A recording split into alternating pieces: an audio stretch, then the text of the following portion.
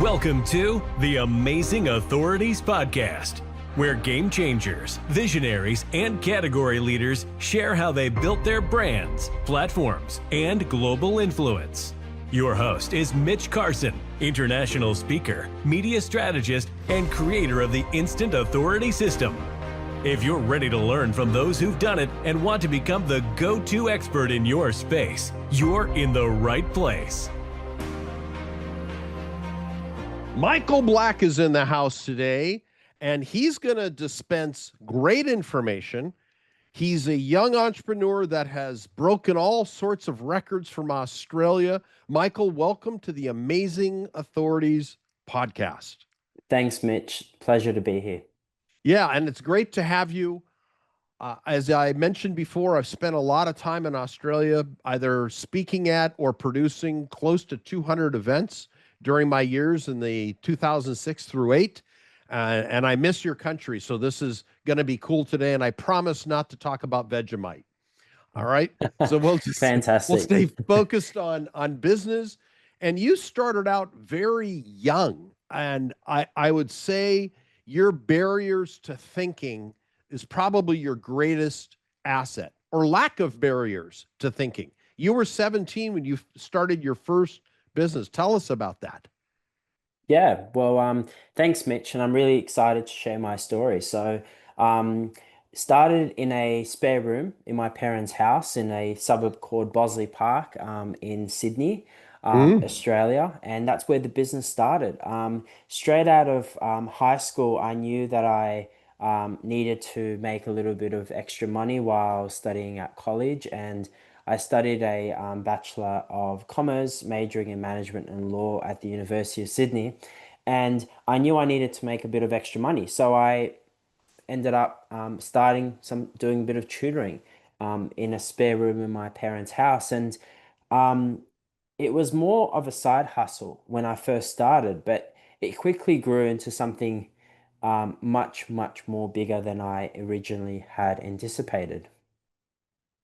And what was because we were talking a little bit now, you're over 100 franchises in Australia. How long did that take you to go from zero, let's say 0 to 10? What was your time frame? Well, Mitch, the first franchise took us about 8 months to sell. So the first franchise was 8 months. And coincidentally as well, that was the same duration it took to bring on the first customer at Success Tutoring. It was about 8 months as well. So it certainly takes a long time, and it's not something that happens overnight. There's no such thing as overnight success. So it does take a bit of time, and that's what happened. And we've been around for almost 8.5 years now, with 100 franchises sold across Australia and New Zealand. There's no signs of slowing down. We're continuously growing and improving the business, and working really hard with our franchise partners and our members to ensure that the business continues to grow and heads in the right direction.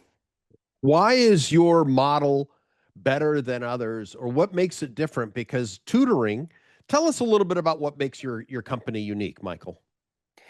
There's a few factors, and I think one thing that you can never replicate, and I always say this, is the people. Ideas are great, execution is better. You might have the best ideas in the world, but if you don't have the right team to execute it, then they're worth nothing. If you look at the best companies in the world, such as, let's look at Facebook, for example. Facebook, their business, when Mark launched it, it wasn't the first, it wasn't the only social media network. There was It was MySpace, not. and Yes. it became successful not just because of the idea, but because of the execution of it. And I think execution trumps ideas all the time. And I think that's one of the key differentiating factors that makes Success Tutoring unique. It's the execution of the ideas that we have. Now, at Success Tutoring, we have revolutionized tutoring in our gym membership model of education. So it's a weekly membership with no lock-in contracts, which allows for a very profitable business model for franchise partners and extreme flexibility for our members. So we have changed the education landscape a lot. And on top of that, our learning material is based on the US curriculum in the United States. In New Zealand, it's based on New Zealand curriculum. In Canada, it's based on the Canadian curriculum. That is how we localize the material, because the reality is that students and parents want they want their kids to learn what is relevant to what they're doing um, at school. And when you say, I love that because I took notes and had it there, and it's going to be part of the highlights when I have the show notes later. Execution trumps ideas. Execution is everything. And I think there was an expression for Thomas Edison. It's 1% inspiration, 99% perspiration. So you got to execute. So how do you execute differently? Well, I think making changes quickly, rapidly, and learning and failing quick, because in order to succeed, you need to know what works and what doesn't. And there's only one way to know if something works. You can get advice, and I think getting advice is very important and very wise. But the reality is, the way to really succeed is by trying, failing, and then adapting and understanding what's worked and what hasn't. So I think one of the key factors of running a successful business as a founder of education business is the fact that you need to be, you can't be afraid to fail. You need to feel, there's a book actually, and it's called Feel the Fear and Do It Anyway. So you need to feel that there's going to be fear, but you just got to do it anyway, because if you are scared to fail, then you can't succeed. And I always say this to people, you can fail. If you keep failing, that's fine. But there's only a limited amount of times you can fail. I mean, if you keep trying, unless you're trying to fail, which nobody wants to try to fail, if you're if you keep trying, you will succeed. And there is no way of, if you don't quit, you will always succeed. Face everything and rise is how I've twisted the acronym of fear. Face everything and rise, because if you work through that pain, you will seek that pleasure of success. It's just embracing that fear. I love that, because no pain, no gain. You don't get big biceps. And all of us have gone to the gym at some point. Some stick with it, some don't. But you don't get big biceps without doing the reps, and you have to endure that pain. I was off working out for about a month because I had to travel the United States recently, and I had a few things that came up health-wise. And I went back yesterday to work out to do my Pilates reformer class. Oh my gosh, am I sore today? But I know that when I go back again tomorrow, I'm taking a day off, going back tomorrow, I'll get through it, and slowly the pain will go away, and then the benefits will happen. Do you possess that sort of mindset with making mistakes?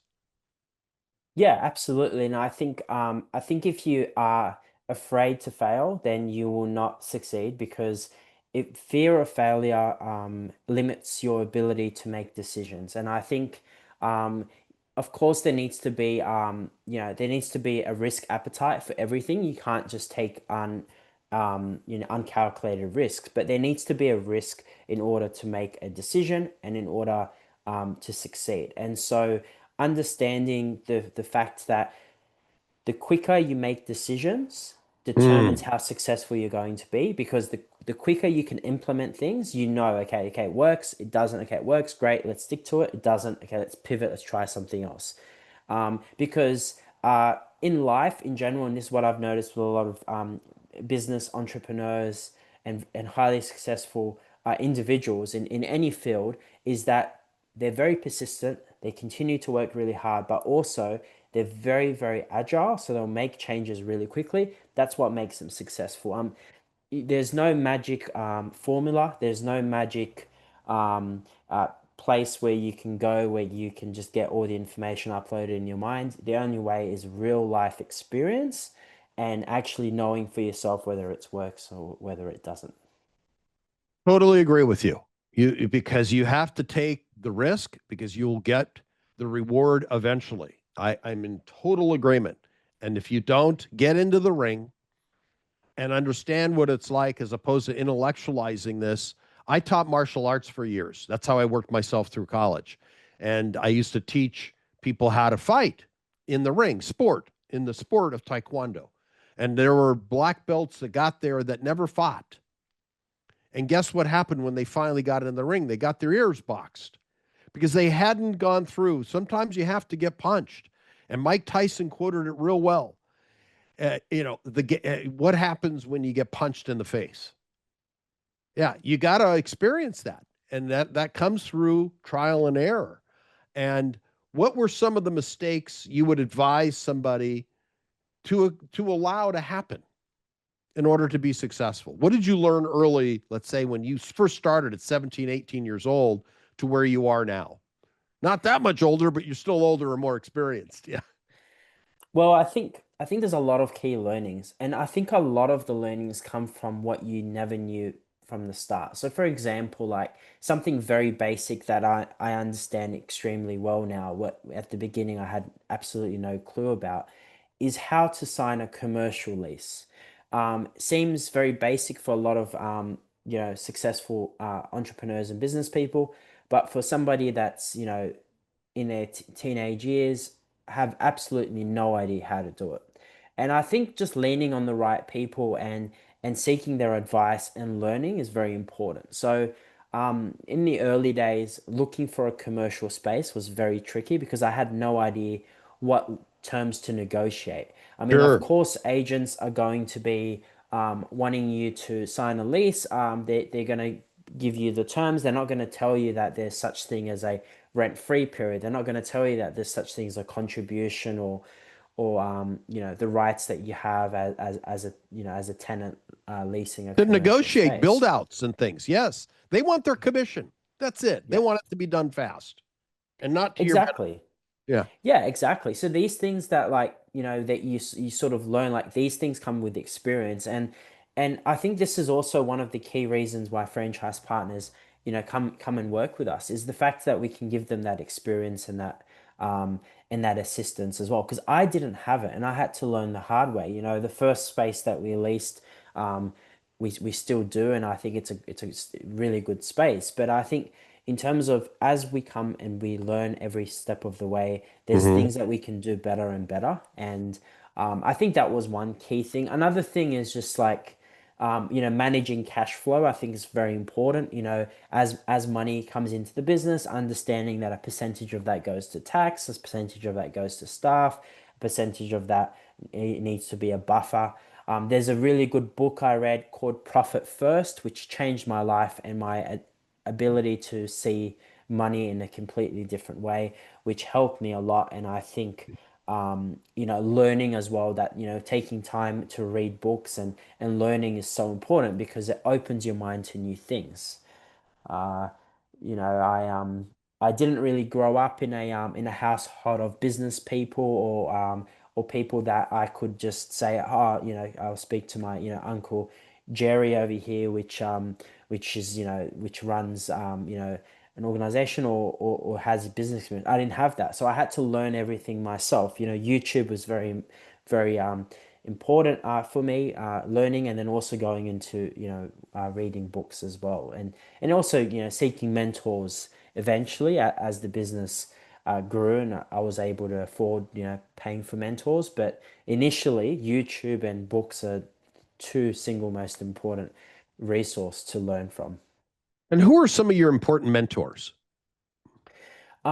So I look up to a lot of business people in the space, of sales and marketing. I think they've done an exceptional job in a lot of their businesses and continuously growing.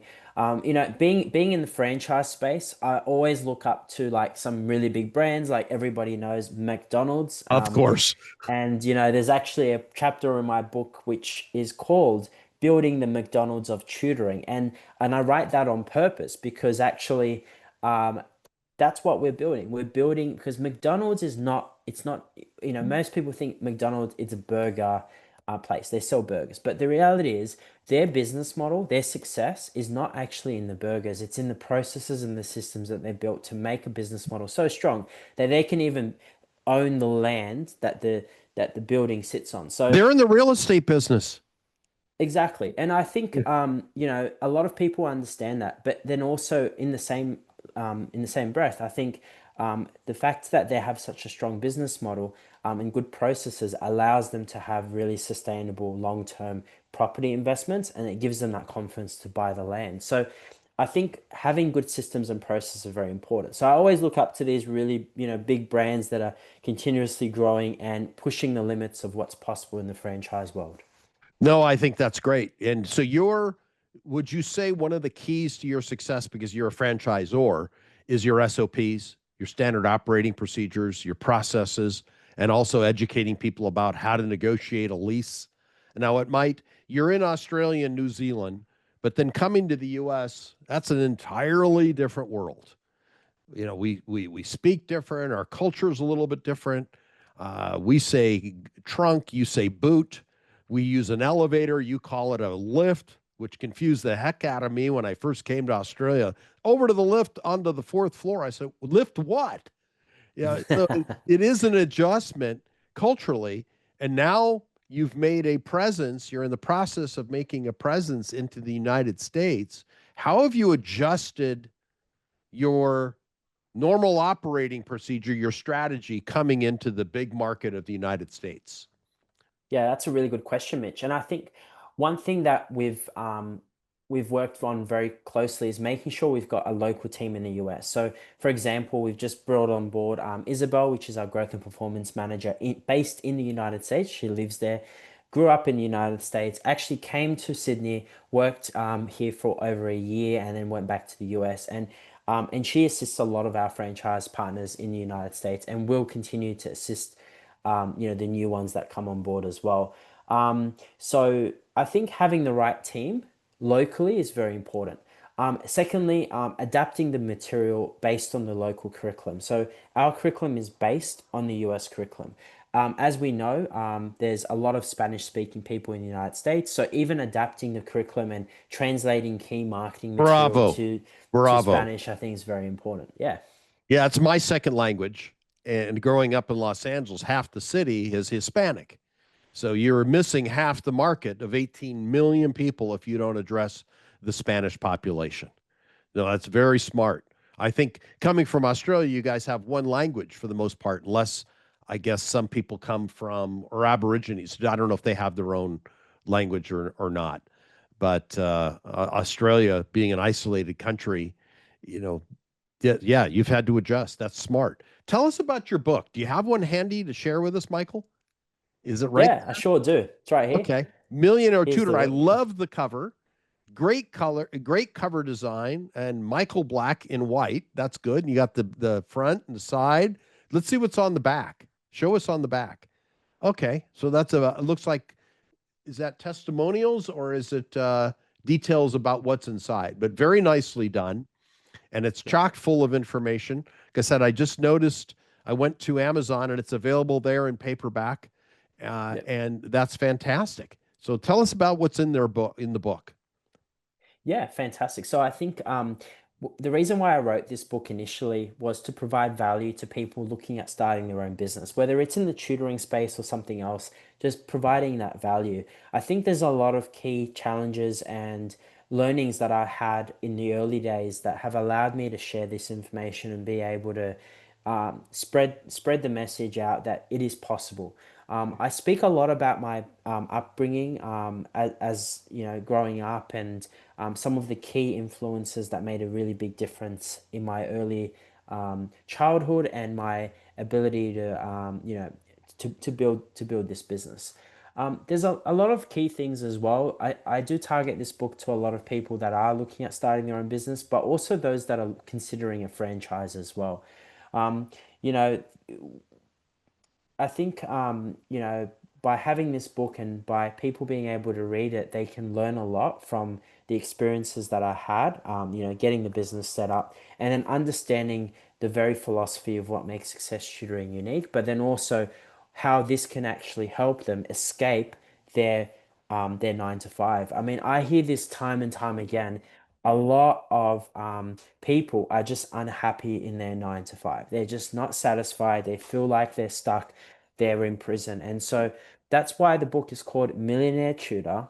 escape your soul-crushing 9 to 5 by building an outrageously profitable tutoring business. So it's about getting out there and starting their business. And I think that's the reason why I wrote this book. And I think there's a lot of people have read it, and there's more and more people that will continue to read it, and it will change their life for sure. Well, I'm going to read it myself. I'm going to buy a copy. I'm in Thailand, so I'll have to wait for the ebook version, or maybe it can get shipped here. We'll figure that out, but I certainly want to read it and give you a review, which is always helpful for the book. Where can people find this book right now? Because you have a site for that, correct? Yeah, that's right. So they can actually go onto the website millionairetutorbook.com, and they can access this book and they can order it. The other way as well is it's available on where everybody gets their book from these days, Amazon and Yes. on Google as well. So everyone can just search up Millionaire Tutor Michael Black, and I'm sure the book will come up and they'll be able to order it. It is available for purchase all across the globe. It's very fast delivery as well across the United States. So there's a lot of opportunity for those that are looking at getting a copy to get their hands on one. Great. Well, Michael, you've been a great guest today, and I wasn't sure at the beginning, did you deserve the yellow chicken for contribution or the special green one for money-making tips that will change their lives? I think I'm going to give you a proper green squeeze. You've been a great guest. I know I'm a little bit corny, and I'm growing up every day. I'll finally reach maturity. Never. Michael, thank you so much for your time today, and I wish you the best success in the U.S., my native country, and signing off from Thailand. Thanks, Mitch. Pleasure being here. Thanks for tuning in to the Amazing Authorities Podcast. If today's episode inspired you, take a moment to subscribe, rate, and leave a review. It helps more experts like you rise to the top. For behind-the-scenes access and free resources to boost your authority, head to mitchcarson.com. Until next time, stay amazing.